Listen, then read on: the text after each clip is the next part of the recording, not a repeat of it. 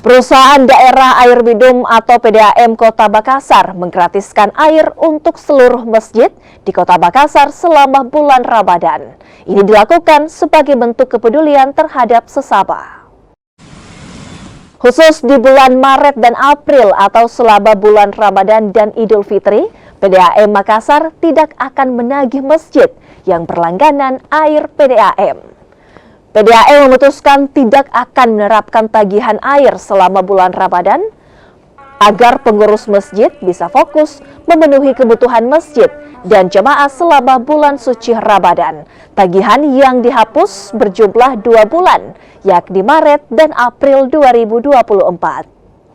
Jadi Perumda Kota Makassar setiap tahun memberikan gratis pembayaran penagihan bulan Maret dan April untuk semua rumah ibadah masjid yang ada di Kota Makassar yang tercatat sebagai pelanggan Perumda Kota Makassar. Pertimbangannya mungkin apa itu, Pak?